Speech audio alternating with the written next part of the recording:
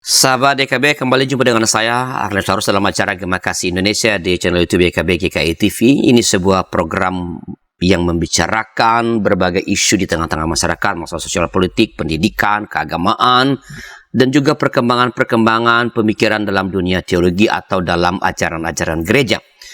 Dalam episode kali ini kita berbicara tentang bolehkah orang Kristen melakukan ritual cengbeng.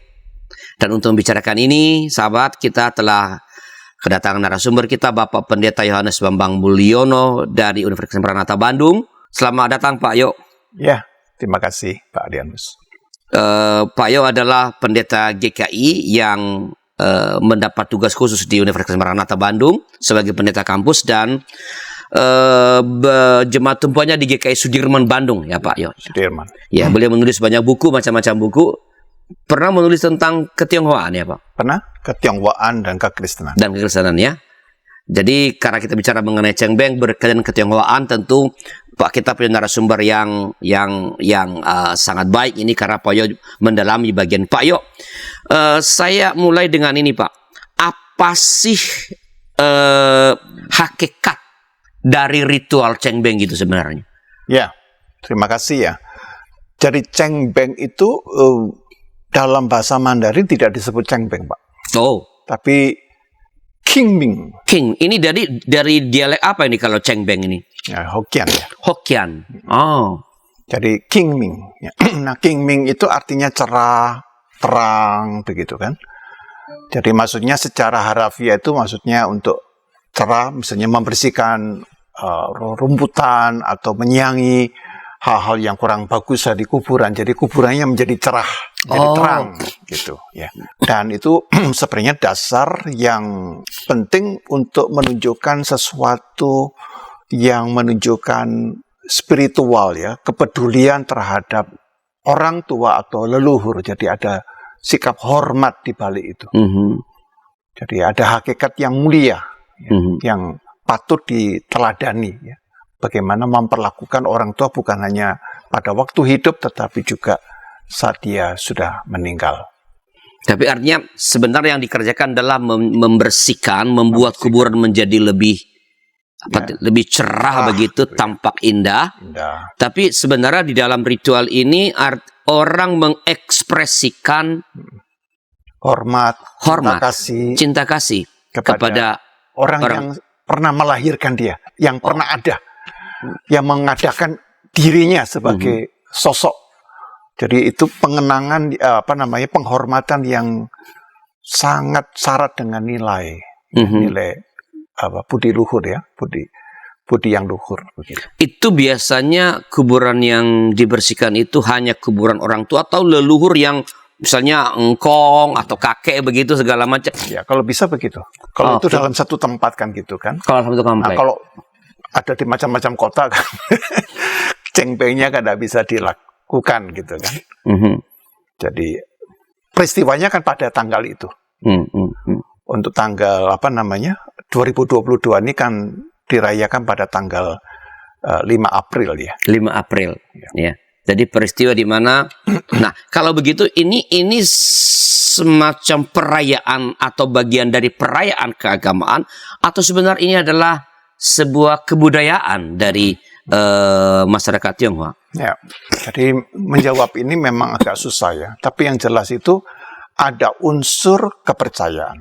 Karena mereka mempercayai bahwa leluhurnya ini berada di satu tempat dan mereka ingin memberikan satu ungkapan perhatian, kepedulian terhadap leluhur. Tetapi kepercayaan ini menjadi suatu budaya. Jadi kan bagus sekali ya, sampai percaya itu tidak sekadar percaya, tapi dia sampai menjadi bagian dari kebudayaan itu, dari budaya itu sendiri. Sehingga nilai dari agama itu menjadi sangat kuat, sangat mendalam. Sehingga ribuan tahun tetap terjaga dengan baik. Begitu. Artinya, maksudnya, apakah misalnya di Tiongkok sana, apakah cengbeng ini dilakukan juga hanya oleh orang-orang menganut sebutlah Konfusianisme atau Buddhism atau orang-orang yang kalangan kaum komunis yang sebagian besar penduduk Tiongkok juga merayakan atau melakukan ritual cengbeng, Pak? Jadi kalau Cengbeng itu dirayakan hampir oleh semua kalangan, Pak. Apakah dia Buddhis, apakah dia ya mungkin tidak terlalu peduli dengan agama, tapi karena sudah meresap ya di dalam, biasanya mereka akan melakukan Cengbeng itu kepada orang tua. Jadi orang komunis juga melakukannya. Ya, komunis itu kan pahamnya, Pak. Paham politik. Tapi kan orang dia tidak beragama kan, Pak? Ya, tidak pedulilah dengan agama. Tapi dia tidak berani dalam hal masalah Cengbeng. Dia tetap melakukan. Berarti itu bagian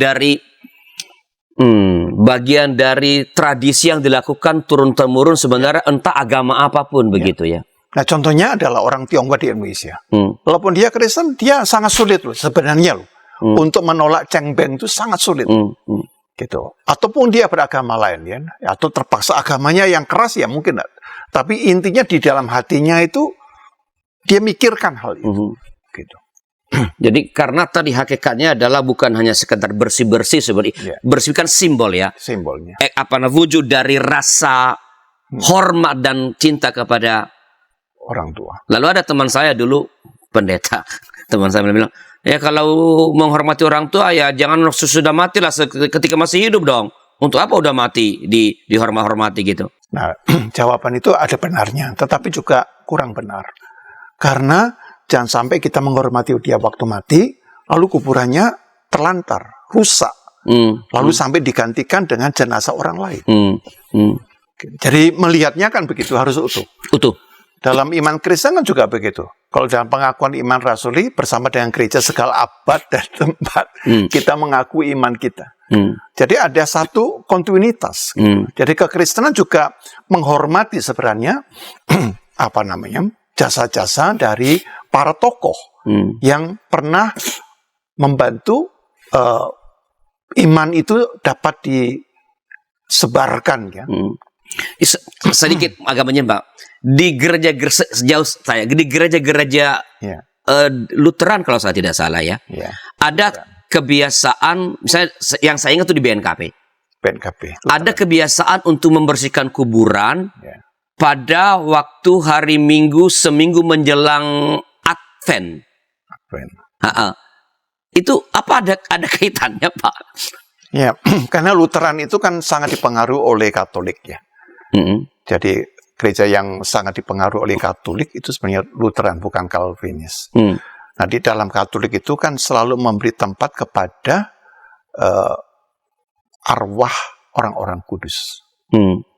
Dan itu ada perayaannya, yaitu tanggal 1 November. Jadi karena itu reformasi. Mengapa tanggal 31 Oktober? Karena besoknya adalah hari untuk arwah orang-orang suci kan gitu kan. Jadi mengapa diambil momennya itu? Nah, dalam konteks itu kita bisa mengerti mengapa di dalam gereja Katolik ataupun gereja Ortodoks ada orang-orang kudus gitu kan. Jadi mereka masih dihormati, disebutkan di dalam doa.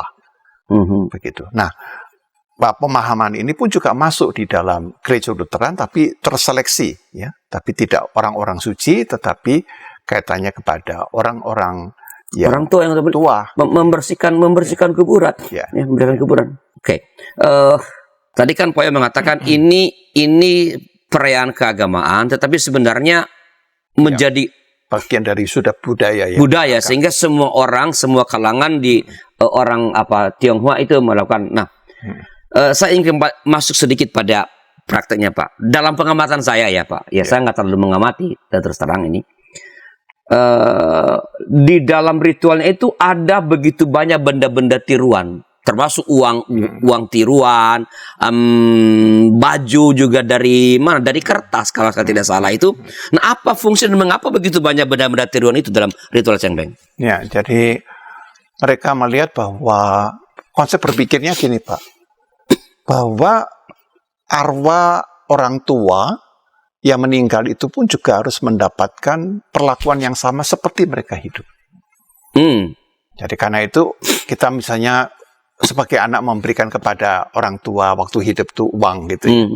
Nah waktu mereka meninggal juga diberi uang. Ya karena itu ada uang uang perak ya namanya kinchua. Kalau uang emas itu namanya kimchua gitu ya.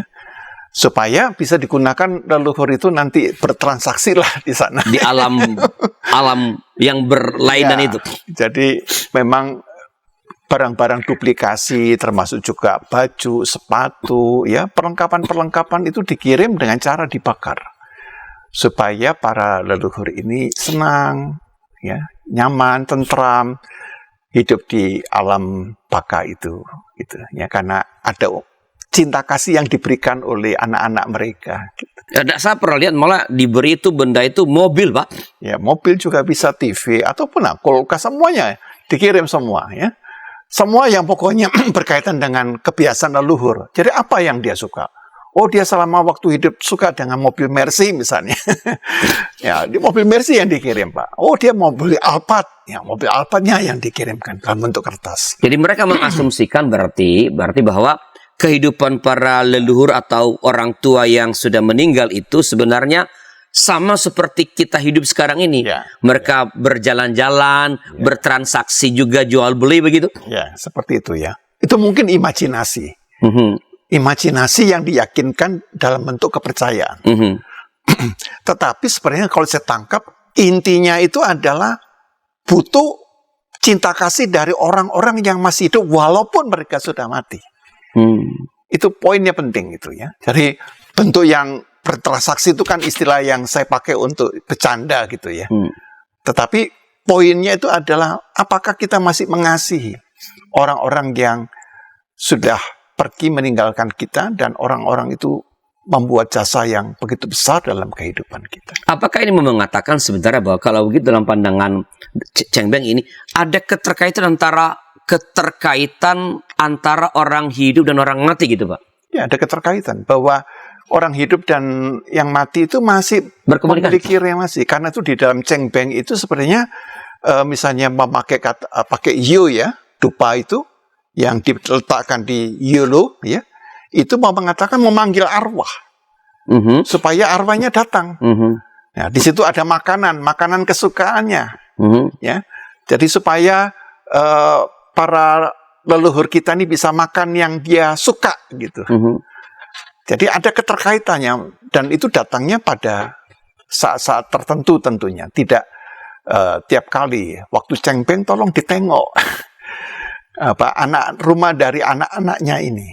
Jadi sekali lagi pertama tadi bahwa mengasumsikan bahwa para leluhur atau orang tua yang telah mendahului kita itu di alam yang berbeda itu juga menjalani kehidupan sebenarnya walaupun berbeda dengan betul. Itu yang dia pahami ya. Kedua itu bahwa ada relasi antara orang yang masih hidup dengan orang yang sudah meninggal itu. Masih ada.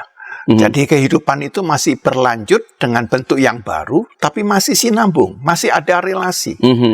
Dan karena itu pada waktu Cheng Beng, orang juga meminta doa, meminta berkat dari orang tua, supaya usaha bisnisnya anak-anaknya ini bisa berjalan dengan baik.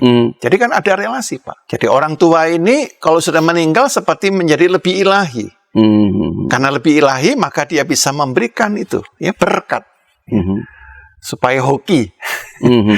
Gitu. Jadi tadi sekali lagi ini berarti pertanda ekspresi dari ini anak yang berbakti kepada orang tua. Anak uhau. Ya. Kalau uhau itu bahasa Hokkien ya. Tapi kalau kita lihat dalam orang-orang Mandarin, mereka nggak ngerti itu uhau itu apa ya.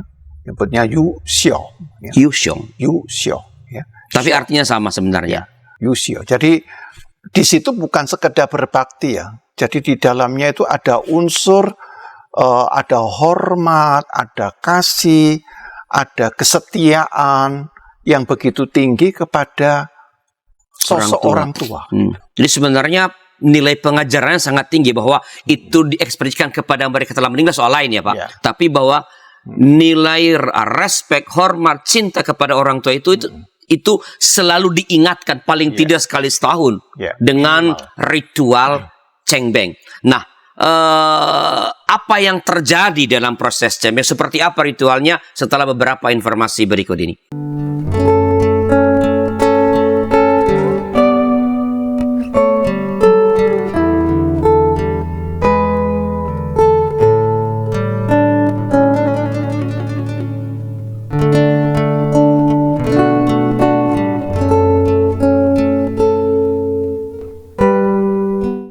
Berjumpa dalam acara pembangunan jemaat kerjasama antara YKB GKI dan LPP Pembangunan jemaat dan GKI. setiap Senin pada minggu kedua dan keempat pukul 8 malam waktu Indonesia Barat. Mengapa pembangunan Dapat Anda nikmati di channel YKB GKI TV. Dari kungkungan malam gelap, Nyanyikanlah nyanyian baru. Setiap hari Rabu, pukul 12 waktu Indonesia Barat. Dapat Anda nikmati di channel lagu rohani YKB GKI TV. Sahabat, mari dukung pelayanan dan pekabaran Injil melalui YKB dengan membagikan link acara ini kepada sebanyak mungkin orang. Dukungan juga dapat saudara lakukan dengan mentransfer dukungan finansial ke rekening BCA ke nomor 450 305 2990 450 305 2990 atas nama Yayasan Komunikasi Bersama.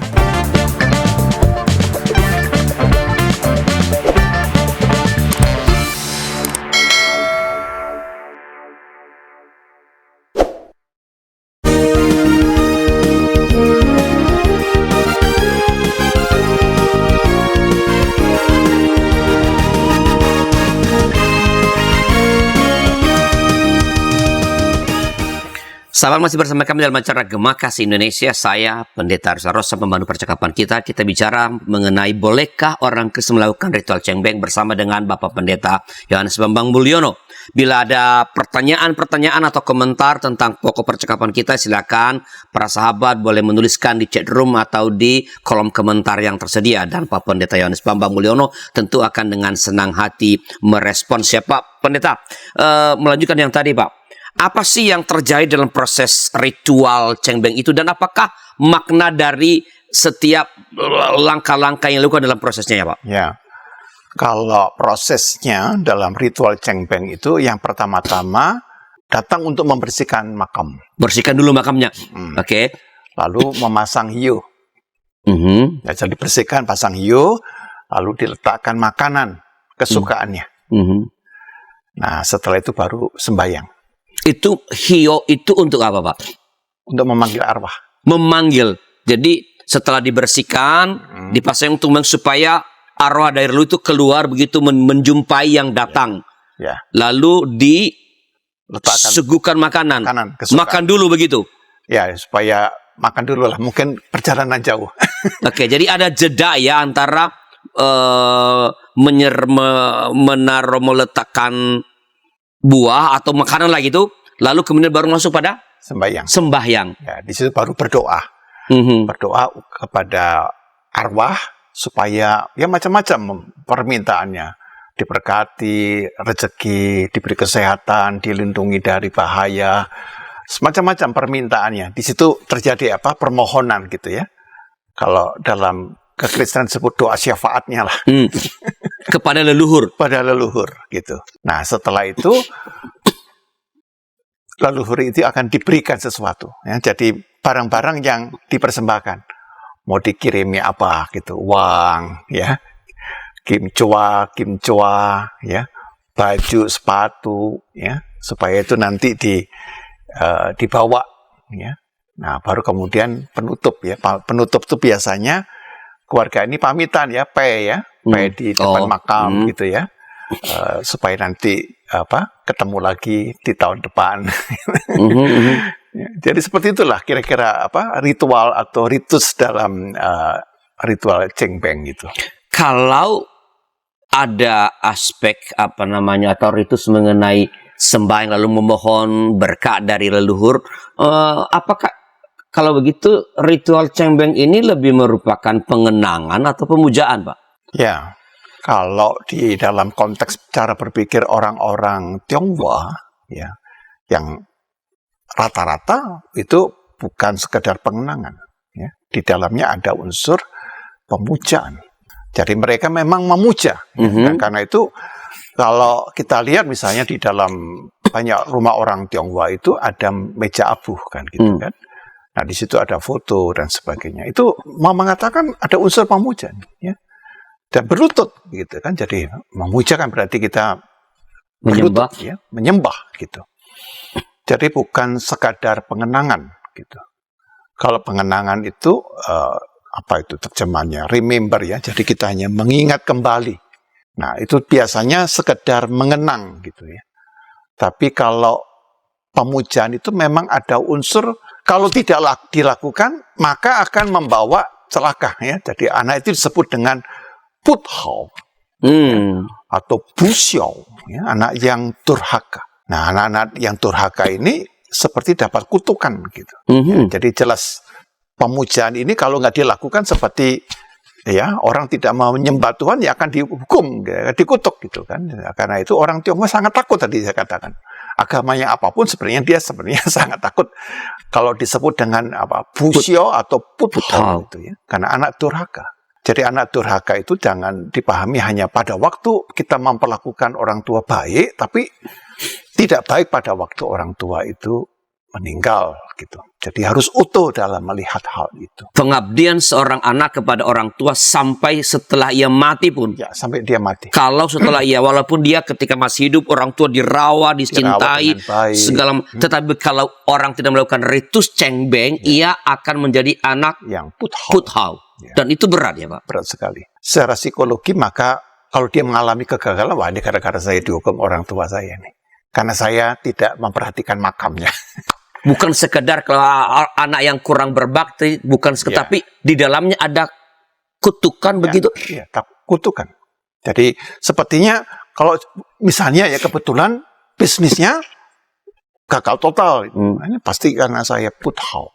Karena saya mengabaikan makam, saya tidak bersihkan, saya biarkan terlantar, sehingga saya mengalami hal-hal seperti ini. Jadi ada unsur pemujaan itu kuat, Pak. Nah, saya ingin kembali kepada praktek ritusnya tadi. Ya. Tekan tadi Pak Yo sudah menjelaskan mengenai barang-barang tiruan. Pertanyaan saya gini Pak, kan kalau sepengetahuan saya, kalau menyajikan makanan di cengbeng itu bukan makanan bohong-bohongan kan Pak? Kalau makanan nggak boleh bohong Pak. Nah, justru itu pertanyaan saya tuh. Mengapa kalau hal-hal lain, baju misalnya kan bisa dipakai dikasih baju beneran, kain. Mengapa kalau yang lain itu pakai barang apa namanya tiruan? Mengapa kalau makanan harus wujud asli Pak? Jadi biasanya dalam tradisi Tionghoa makanan itu bagian yang penting ya. Jadi kalau kita ketemu di rumah orang Tionghoa, pertanyaan sudah makan. Gitu. Ya. Jadi kalau kita ketemu orang Jawa, itu pertanyaan pertama bukan makan, waras lah, gitu. Sehat lah gitu. Jadi itu ternyata terekspresikan. Jadi makanan itu adalah kalau kita lihat dalam menyelesaikan masalah orang Tionghoa makan. Masalah yang sulit makan. Makan bersama itu berarti persoalan selesai. Jadi makan ini bukan sekadar mengisi perut, tapi di dalamnya itu ada satu kedekatan, satu relasi. Yang kedua adalah diyakini bahwa makanan yang diberikan di depan makam itu akan sarinya itu ya, aromanya itu akan dinikmati ya oleh para leluhur kita ya. Jadi biasanya itu ada makanan kesukaannya, tapi harus biasanya itu ada nasi, ada mie, ada daging, ada kue apem gitu ya. Lalu jangan lupa ada arak gitu ya. Kalau di Tiongkok itu harus ada arak ya, arak merah atau arak putih itu harus ada. Jadi kalau ada daging tidak boleh lupa araknya. Itu temennya ya. Temennya itu harus makan daging, harus ada araknya ya. Dan buah-buahan ya ada yang kesukaan, tapi biasanya pasti ada jeruk, ada anggur ya, ada buah pir, ada apel, ada nanas. Ini bagian-bagian yang kalau kita lihat memang ada aroma-aroma yang sangat khas gitu ya. Itu pemilihan buah-buah tadi apakah memang karena buah itu yang ada di Tiongkok atau memang ada maknanya dari buah-buah yang diberikan itu? Ya, sejauh ini saya belum terlalu mendalami tentang mengapa buah-buahan itu ya. Saya belum terlalu mendalami, tetapi seperti tradisi saja bahwa itu harus ada. Gitu ya. Tadi kan katanya sari atau aroma dari makanan itu akan dinikmati oleh leluhur. Berarti kalau bawa makanan harus hangat loh Pak. Kalau dingin kan udah nggak ada aromanya tuh. Ya, biasanya makanan itu adalah makanan yang terbaik yang diberikan. Dan biasanya baru saja dimasak, tidak pernah menginap beberapa hari, tidak. Dari sesuatu yang fresh gitu ya, yang diberikan itu. Kalau ayam goreng ya jangan ayam goreng kemarin, ini betul-betul baru saja dipesan, masih ada aromanya begitu. Jadi mestinya di kalangan orang Tionghoa itu nggak ada orang tua yang ditelantarkan ya Pak. Kalau sampai udah meninggal pun masih cintanya, perhatiannya diungkapkan, dan ada semacam ketakutan kalau tidak melakukan itu menjadi anak Yang puthao tadi, mengalami kutukan begitu. Ya. Nah, jadi itu sebenarnya filosofinya sangat dalam ya, bahwa kalau meninggal aja diperlakukan begitu, apalagi gitu. Waktu hidup, nggak boleh sampai lupa menelantarkan orang tua. Gitu. Itu bertentangan dengan spirit yang utama dalam kehidupan atau identitas seorang Tionghoa. Berjiwa setahu itu dengan hukum kelima sebenarnya. Ya, ada kaitannya. Ya, kalau dalam hukum kelima kan Allah berfirman, hormatilah orang tuamu, supaya lanjut umurmu di tanah yang diberikan Tuhan kepadamu. Tetapi di sini ada makna hormatilah. Tapi kata hormat di sini kurang tidak identik dengan kata yang cengbeng tadi. Ya, di dalam kata yuxiao atau uhao itu lebih dari sekedar hormat. Karena di dalam itu ada unsur memuja, ada unsur menyembah, ya, memuliakan orang tua. Jadi ada kesamaannya tetapi ada perbedaannya. Kalau di dalam kata Alkitab itu tidak sampai pada unsur memuja, gitu. Karena hukum kelima kan berkaitan dengan hukum sebelumnya ya. Kepada Allah, jangan ada Allah, padamu ilah lain gitu ya. Jangan menyembah ya, selain aku ya. Jadi, hanya yang Allah saja yang boleh disembah, tetapi kalau pada manusia termasuk orang tua pada tingkatnya yang tertinggi adalah hormat gitu. Hormat tapi juga dalam karena dikaitkan dengan supaya lanjut umurmu gitu. Jadi kalau kamu tidak hormat, kamu sepelekan ya orang tua, kamu rendahkan orang tua ya tidak lanjut umurmu di tanah yang diberikan Tuhan. Jadi sepertinya juga hampir sama. Jadi kalau anak itu juga akan dapat berkat gitu ya. Tapi ini kadarnya ya, kadar spiritualitasnya mungkin tidak bisa disamakan begitu. Apa lebih dalam kadar rasa hormatnya di cengbeng itu, Pak? Kuat sekali, Pak. Karena di dalam hal itu sepertinya bukan hanya selesai cengbeng selesai gitu. Jadi di dalam hati mereka ini sosok orang tua itu diingat terus, gitu. Dijadikan pedoman. Hanya problemnya kalau orang tuanya bermasalah itu yang nanti saya membayangkan masalah psikologinya ya.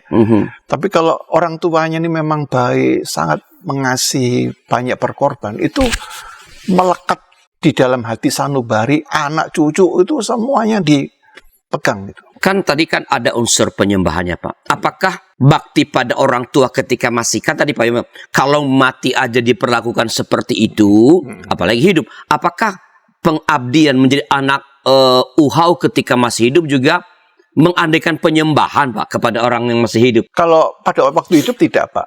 Tapi memperlakukan. Tapi mereka kalau dalam hati kakeknya udah mereka sembah, Pak. Mereka bikinkan meja abu kan, begitu kan? Dan mereka apa berlutut menyembah. Tentunya kalau orang tua tidak. Tetapi hampir mereka selalu mau mengatakan bahwa berkat ini kalau saya memperlakukan orang tua dengan baik gitu kan.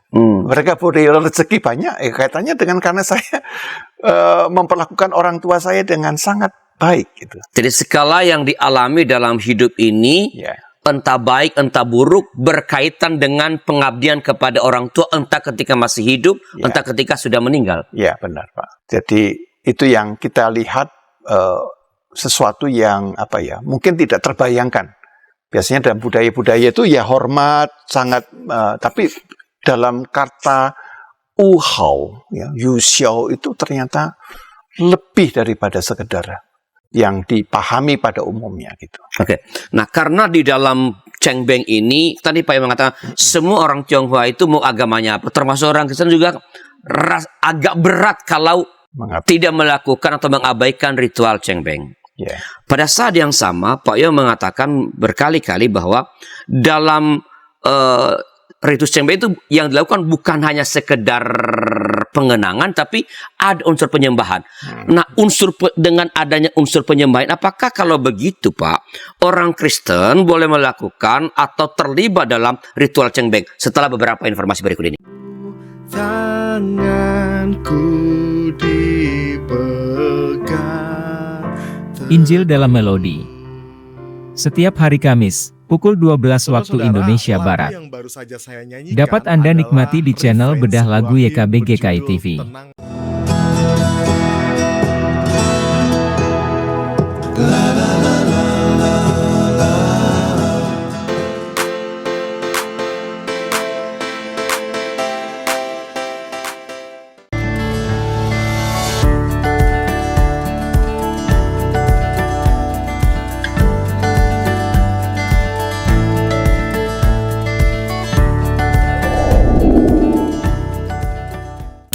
Sahabat, mari dukung pelayanan dan pekabaran Injil melalui YKB dengan membagikan link acara ini kepada sebanyak mungkin orang. Dukungan juga dapat saudara lakukan dengan mentransfer dukungan finansial ke rekening BCA ke nomor 450 305 2990 450 305 2990 atas nama Yayasan Komunikasi Bersama.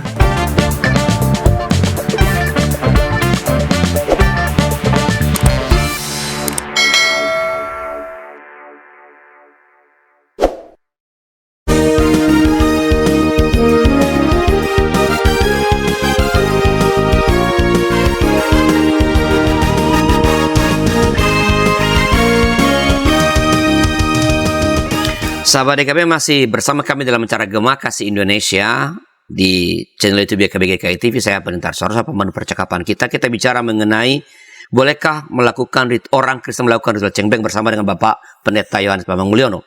Tadi kita sudah mendapat penjelasan yang sangat panjang lebar dari Pak Pendeta Yohanes Bambang Mulyono bahwa ada sebenarnya nilai-nilai yang begitu luhur dalam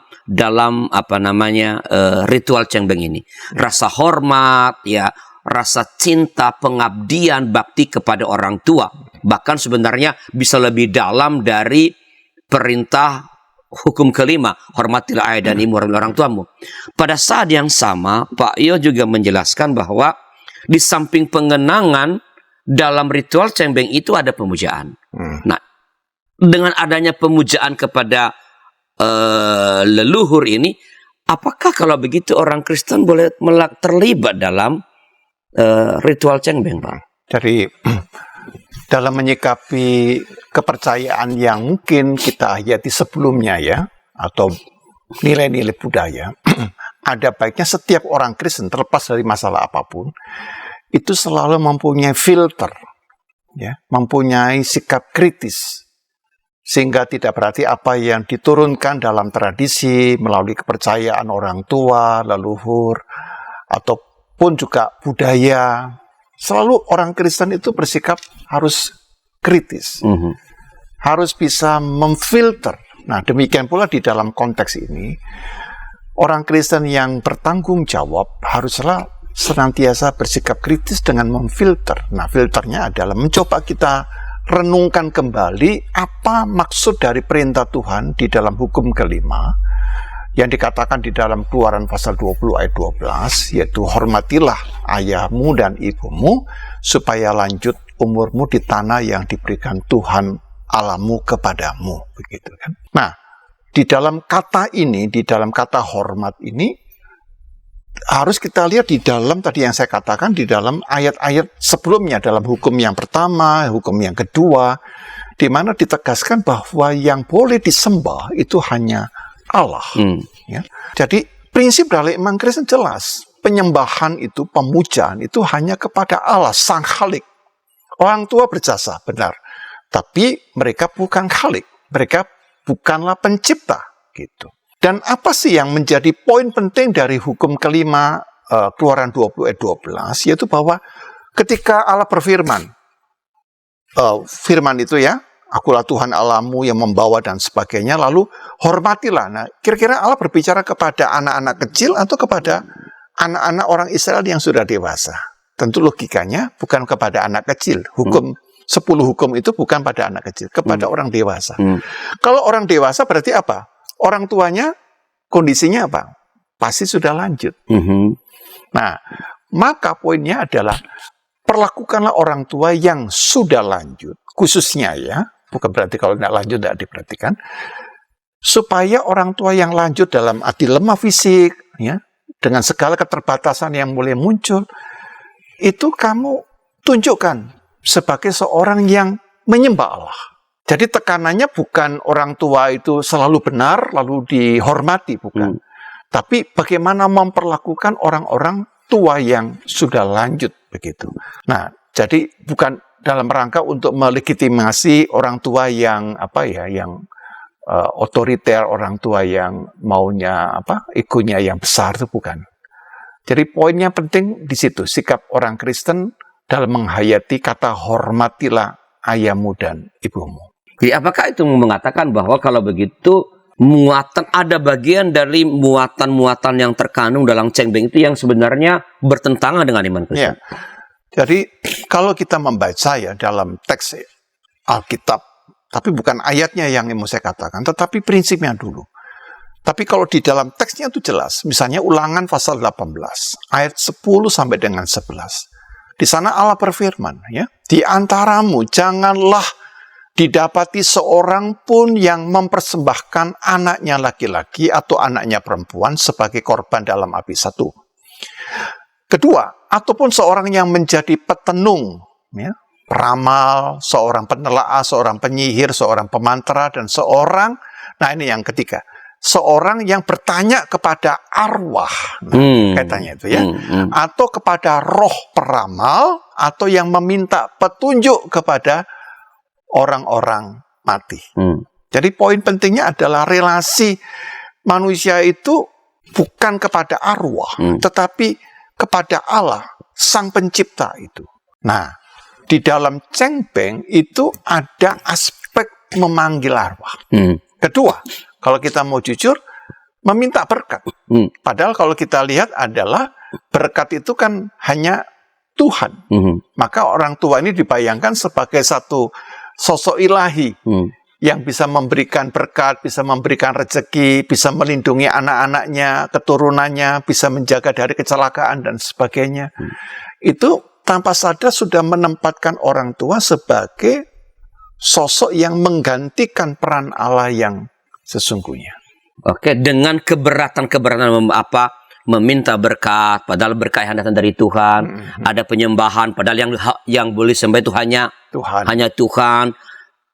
Mungkin satu lagi Pak, sebelum nanti saya mau tanya kesimpulan Pak Yo.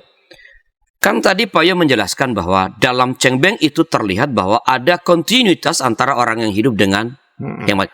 Apakah ajaran Kristen juga mengandung yang sama bahwa yang mati dengan yang hidup dengan yang mati itu ada kontinuitas atau diskontinuitas? Ya. Nah, kekristenan itu agak variatif Pak ya. Jadi kekristenan dalam dunia Barat dengan dunia Timur itu agak berbeda. Oke. Ya. Kalau dalam dunia Barat ya udah selesai lah. Begitu orang meninggal selesai begitu. Nggak perlu ada kaitannya. Tetapi di dalam khususnya dalam teologi gereja Timur ya, dan juga termasuk dalam hal ini Katolik juga yang walaupun bukan Timur tapi dia Barat, dia melihat ada kesinambungan. Nah, kesinambungan itu dijaga. Dalam arti apa?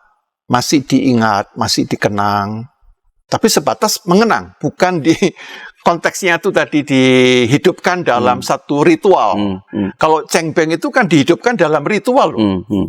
Tapi kalau dalam kekristenan biasanya di dalam pengenangan ya, biasanya ya tetap ada kan untuk arwah ya, orang-orang suci gitu ya, tanggal 1 November. Nah, gereja Protestan menghilangkan itu, tidak masukkan gitu ya. Ya mungkin itu sebagai kritik gereja reformatoris terhadap praktek gereja Katolik pada waktu itu yang akhirnya menempatkan arwah orang-orang suci ini bisa mengaburkan Yesus sebagai pengantara satu-satunya gitu. Nah, karena di dalam gereja Katolik kan juga biasa tuh ya meminta doa kepada Santa Teresia, kepada santo santa yang lain, begitu kan, itu hal yang wajar begitu. Tapi di dalam gereja Protestan hal itu tidak, ya, supaya konsep Kristus sebagai satu-satunya pengantara, ya, kalau tidak salah 1 Timotius 2 ayat 5 itu mengatakan bahwa Yesus adalah pengantara satu-satunya, ya, satu-satunya, ya, tidak boleh ada pengantara yang lain, gitu. Nah, yang kedua adalah untuk mencegah memang menempatkan orang-orang yang kudus atau yang dianggap kudus ini menggantikan peran Allah, peran yang sesungguhnya, gitu. Tapi pernah saya pelajari, itu saya bertanya, kenapa ya di dalam gereja ortodoks melakukan itu, ya, penghormatan itu.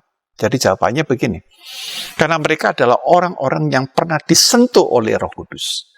Mereka pernah dipenuhi oleh Roh Kudus. Maka ketika mereka meninggal, kita juga harus memperlakukan karena sosok ini pernah disentuh. Nah, karena itu kita pernah lihat, ya, relikwi, ya. Bapak pernah mendengar kata relikwi? Relikwi itu adalah bagian-bagian tubuh yang jadi jenazah, ya, yang jadi tulang, itu disimpan, ya, dihormati. Gitu. Ya, itu ada, kita lihat di dalam beberapa gereja sampai saat ini pun juga ada. Setiap gereja ada relikwinya. Begitu. Nah, dari tadi Pak, dari beberapa keberatan lah terhadap kepercayaan yang terkandung dalam ritual cengbeng itu. Apakah kalau begitu orang beragama Kristen boleh terlibat dalam ritual cengbeng? Ya. Nah, tentunya saya katakan terlibatnya dalam arti yang bagaimana gitu. Yang melakukan bakar hiu, membawa buah, melakukan ritus itulah. Ya. Jadi kalau itu ritual berarti kan dilakukan bersama-sama, ya Pak, ya, tidak sendirian. Nah, di dalam itu ada keberatannya begini, logisnya begini. Kalau kita melakukannya, maka kita akan menjadi batu sandungan. Jadi itu yang dikatakan oleh Rasul Paulus kan, ya. Jadi makanan itu semuanya tidak ada yang haram itu walaupun ditaruh di tetapi ketika kamu melakukannya, kamu melukai, kamu menjadi batu sandungan. Jadi kita harus memperhitungkan. Misalnya saya pendeta GKI, orang keluarga saya misalnya melakukan cengbeng, saya ikut-ikutan. Itu kan jadi satu problem. Gitu.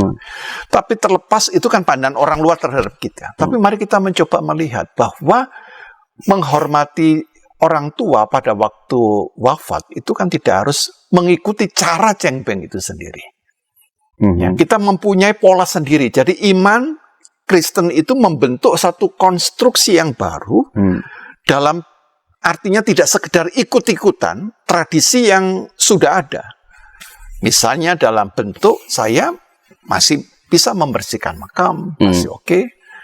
Tapi saya tidak akan mengikuti urutan berikutnya, ya, membakar hiu supaya arwah datang. Nah, itu kan saya mulai melanggar itu prinsip memanggil arwah.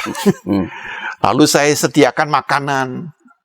Mungkin makanan tetap saya sediakan, tapi bukan untuk orang. Tapi misalnya saya memberi makanan kepada orang-orang yang berkumpul. Bukan kepada orang-orang miskin. Oh, orang-orang yang berkumpul di sekitar kuburan gitu loh. Kalau yang berkumpul itu ya udah biasalah, keluarga kita kasih makan gitu kan. Tapi makanan itu saya alihkan. Untuk mengenang orang tua saya berikan kepada anak-anak yatim piatu, kepada anak-anak yang terlantar, para gelandangan. Ya. Itu kan lebih menyentuh, Pak. Lebih mempunyai makna Kristiani. Bahwa cinta kasih kepada orang tua saya nyatakan dalam perhatian saya kepada orang-orang yang lebih membutuhkan dan sedang mengalami kesusahan begitu. Jadi ada konstruksi baru. Nah, konstruksi-konstruksi baru inilah yang harusnya kita bangun gitu ya. Jadi tidak perlu di gereja tuh ngajarin harus begini, harus begitu ya. Karena kekristenan kan tidak ingin membuat banyak hukum, tidak membuat banyak fatwa. Tapi mari kita bisa membuat satu konstruksi teologis yang bertanggung jawab. Nah, ini membutuhkan kematangan, kedewasaan seorang Kristen dalam menyikapi budaya atau kepercayaan yang ada yang diwariskan oleh keluarga. Apakah itu boleh saya kata bahwa orang Kristen boleh saja terlibat di dalam peristiwa cengbeng dalam mengekspresikan ucapan terima kasih, rasa hormat kepada orang tua yang telah meninggal, tetapi tidak mengikuti ritusnya, begitu? Tidak perlu ikut ritualnya. Jangan sampai kita itu melakukan seperti itu hanya karena khawatir dimusuhi keluarga, dijauhi oleh family, ya, kita bisa nyatakan bahwa saya menyatakan cinta kasih kepada papa atau mama saya, nanti makanannya akan saya berikan kepada satu panti asuhan gitu, atau kepada orang miskin, karena papa mama pernah ngajari saya seperti itu. Ya, papa mama waktu hidup itu selalu peduli dengan orang. Nah, saya alihkan bukan untuk memberi makanan, karena apa? Di surga tidak lagi orang membutuhkan barang-barang seperti kita hidup, termasuk makanan. Tapi kita tidak lalu merasa jengah ketika ada anggota keluarga kita yang bukan Kristen, ya, dan melakukan, ya, ritualnya. Biarkan mereka atau melakukannya. Jadi kita jangan menjadi hakim, gitu ya. Jadi orang Kristen itu, mari kita, posisi iman kita itu tidak berarti terus dipakai untuk menilai. Biarkan anggota keluarga kita rasanya dia cocoknya di sana, biarlah dia menjadi orang yang otentik. Kita bisa hadir juga pada peristiwanya. Hadir. Hanya tidak mengikuti ritualnya. Oke. Baik Pak Yo, ini sekali lagi penjelasan yang sangat gamblang bagi kita semua para sahabat DKB, bahwa kita menghormati orang tua kita, ya. Harus mengungkapkan terus itu kepada orang tua kita. Tapi ada bagian-bagian dari ritual tertentu yang mengganggu atau bertentangan dengan iman kita. Nah, bagian itu tidak perlu kita lakukan, ya. Itu pesan dari percakapan kita. Baik Pak Yo, sebelum kita mengakhiri, silakan kalau ada pesan penutup untuk para pemirsa YKB GKI TV. Kita sebagai seorang percaya kepada Kristus dipanggil untuk menghormati dan mengasihi orang tua kita. Karena melalui orang tualah kita dapat dilahirkan dan kita diasuh sehingga kita menjadi seperti yang sekarang. Tetapi perhatian dan kasih kita kepada orang tua tidak hanya pada waktu dia hidup. Pada waktu hidup harus dilakukan, tapi juga pada waktu dia meninggal dengan cara mengenangnya. Mengenang dengan arti apa? Kita mengenang melalui cinta kasih yang pernah diajarkan supaya kita memberikan cinta kasih kepada orang-orang yang lebih menderita. Bukan memberi makan kepada arwah. Karena setiap arwah adalah bukan tanggung jawab kita, tetapi sudah berada di dalam wewenang dari Tuhan. Mari kita mengasihi orang tua kita, baik pada waktu mereka masih hidup, maupun juga kita mengenang setelah mereka meninggalkan kita. Kita menjadi pribadi yang uhau. Baik. Yusiao. Baik, Pak. Terima kasih atas pencerahan yang diberikan kepada kita. Dan para sahabat, itulah percakapan kita tentang bolehkah orang Kristen terlibat dalam ritual cengbeng. Dan bila ada pertanyaan-pertanyaan, silakan kirim ke kami melalui nomor 0812-8188-9191. Terima kasih sekali lagi. Sampai jumpa. Tuhan memberkati.